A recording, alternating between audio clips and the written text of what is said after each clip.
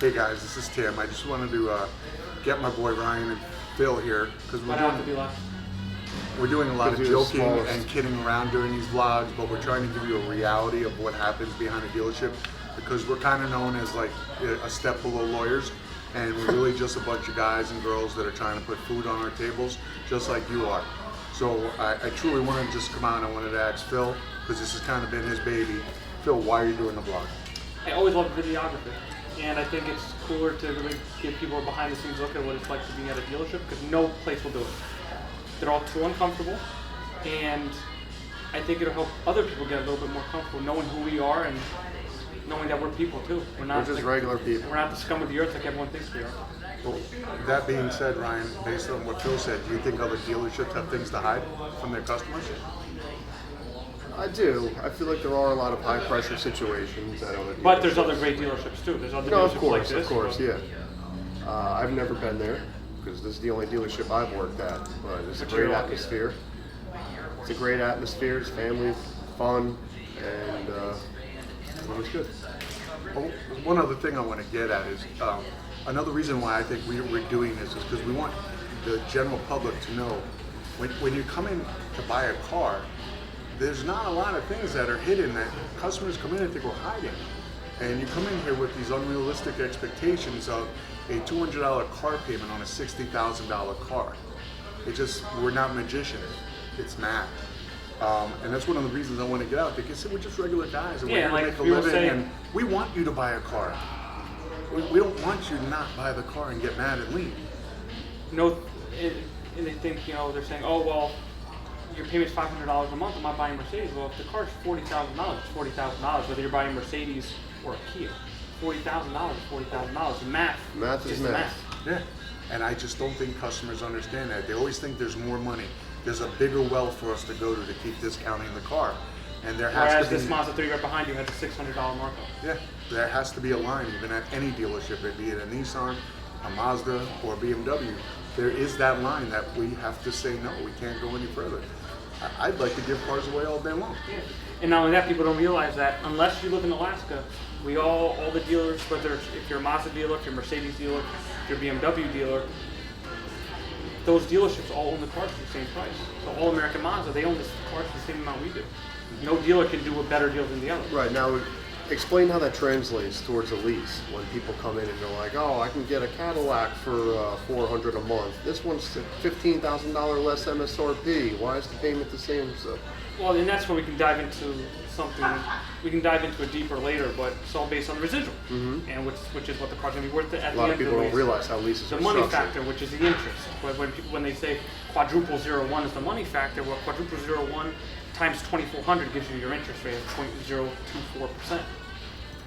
So the Mazda Miata is a $32,000 car, and you lease that for $700 a month. Mm-hmm.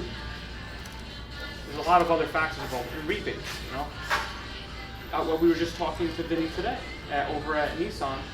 You get a Rogue that's $35,000, and you think there's a $5,000 rebate. Well, the manufacturer can set the MSRP to whatever they want and make up for it in rebates. Yeah. So I'd love for a CX-5 to start at $40,000, and then we just throw in an $8,000 rebate. Well, Mazda just throw out an $8,000 rebate, but that's not what they're doing. So what I'm getting from this conversation is customers just want to feel that they're getting something. Exactly. And that's where it comes, that whole magician, the magic is all about. It's just that they just want to feel that they're getting something. Yeah. And what we do here at Mazda, I think we're very transparent in our numbers, but what you're getting is us. And you're getting this dealership that is kind of like a family. And because no dealership would ever allow 3 salespeople to be here on the floor while the workday is going, doing something like this. I mean, there are customers over here buying cars, and we're sitting here just kind of doing this, telling you the real numbers and the real things that are going on. And I just wanted to talk to both of you about why we're doing this and why, we're having a lot of fun doing it. We're doing a lot of joking around and stuff, but this is how we put food on our tables and take care of our families. And then we had someone state, I think it was your wife, right? She said, "Oh, it looks like you guys have a lot of downtime." Except it was only 9 minutes. Right, it's a 9-minute video over the course of 2 or 3 days. Exactly. Yeah, we have absolutely no doubt.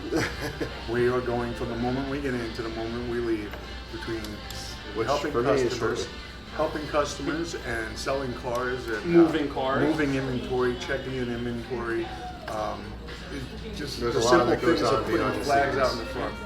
There's a lot of things to do. We don't sit around and just wait for customers See, now, and drink coffee. what's funny is the whole purpose of behind the scenes was to show, you know, what it's actually like on our side. But it turned into me putting in the funny scenes because that's like what's the most interesting part. It keeps us going. Exactly. I don't even Fun think we with what we capture do. it all either. There's a lot of funny things that we don't get on. And that's why I always keep the camera rolling. When people ask me, why is the camera rolling? Well, you don't know what's going to happen next. Yeah, and let me tell you, we spend a lot of time together, and we argue, we fight, we laugh, but a lot of crazy stuff happens at a dealership on a daily basis. It's like, I would tell everyone, it's like working in a fraternity house, because you just never know what's going to happen next. Exactly. You know, we'll be sitting here, and all of a sudden we'll find out, you know, Tommy, who's been in the business for 40 years, you know, filled up an office full of balloons. You know, just crazy Or when stuff we like filled that. up Sean's office with Post-it notes. Yeah, but there's no downtime. No downtime. But yeah, I just thought it would be a good idea for like us to come here and sit and explain to everyone why we're doing this, because I think a behind the scenes look so they can see we're real people. We all have a story why we're here, because nobody grows up saying I want to sell cars for a living. We all have our own reasons for being here, but we make it work. We just wanted to do this so people can see that what goes on this side of the camera. And most salespeople, what we learned today when we were at Pinebelt, everybody in that showroom's not happy. Yeah, they're miserable. They were miserable at that dealership, and it was a dealership I was making a lot of money at, and I loved working there. And I wouldn't go back there right now if you paid me, because it looked like everyone was miserable. So keep watching the vlog. Phil's doing an excellent job. I don't know how his wife puts up with him. And I know Lou works in service, so I'm never nervous. So never be nervous because losing service. We'll talk to you soon. Peace. Later. All right, edit it down to 30 seconds. Yeah, so we don't look like we have a lot of free time. Oh my God, It's just something you didn't record. the mic wasn't on.